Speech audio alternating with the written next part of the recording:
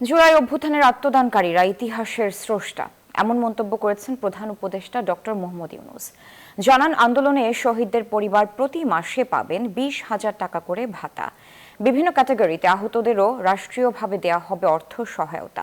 সোমবার জুলাই আহত ও শহীদ পরিবারকে আর্থিক সহায়তা কার্যক্রম শুরু করে এসব তথ্য জানান প্রধান উপদেষ্টা। জুলাই অভ্যুত্থানে শহীদ পরিবার এবং আহতদের আর্থিক সহায়তা দেয়া শুরু করেছে সরকার।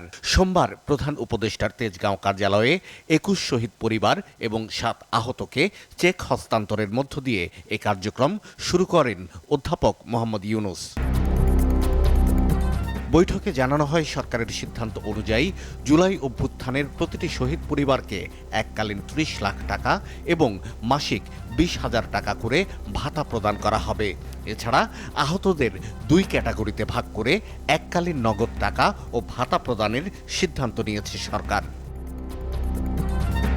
শহীদ পরিবারের সদস্য এবং আহতরা তাদের পুনর্বাসন, আর্থিক সহায়তা সহ বিভিন্ন বিষয়ে কথা বলতে গিয়ে অভিযোগ করেন, প্রশাসনের মধ্যে এখনও পতিত সরকারের দোসররা আছে। উত্তরে প্রধান উপদেষ্টা জানান, শুধু প্রশাসন নয়, সারা দেশেই তারা আছে। তাদের সৎ পথে ফেরাতে সবার প্রতি আহ্বান জানান ডক্টর ইউনূস।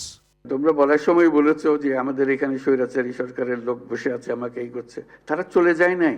তোমরা বলছো যে তার সরকারে আছে, আমি বলছি তোমার গ্রামেও আছে। শুধু সরকারকে দেখি আমি চলে গেলাম, ওই সরকারে আছে, তারা কিছু করতে পারতেছে না। তোমার গ্রামে আছে, তুমি কিছু করতে পারতেছো? কাজে সেই তেজ আসতে হবে না, এদেরকে জায়গা দেবো না আমরা কোথাও। সে তার সমস্ত স্বভাব পরিবর্তন করে আমাদের সবার সঙ্গে মিশে যাবে, এটা হবে। কিন্তু তার স্বভাবে সে চলতে থাকবে আমার সামনে দিয়ে, আর আমি বলবো আমি নতুন বাংলাদেশ করে ফেলেছি। হলো না। প্রধান উপদেষ্টা আশ্বস্ত করেন, জুলাই হত্যাকাণ্ডে যারা জড়িত তাদের সবার বিচার হবে।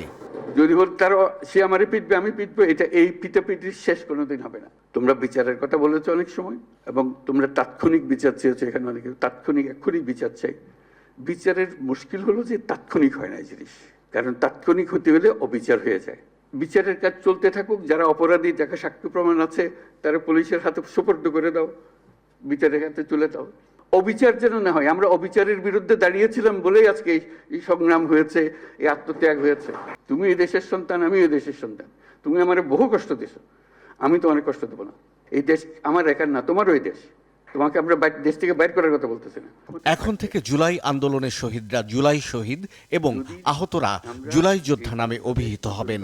পাশাপাশি জুলাই যোদ্ধাদের পরিচয়পত্র প্রদান এবং এই পরিচয়পত্র ব্যবহার করে তারা সরকারি নানা সুবিধা নিতে পারবেন বলেও জানানো হয় বৈঠকে। সেটা আমরা চেষ্টা করে যাচ্ছি। শাহ আলী জয়, নিউজ 24, ঢাকা।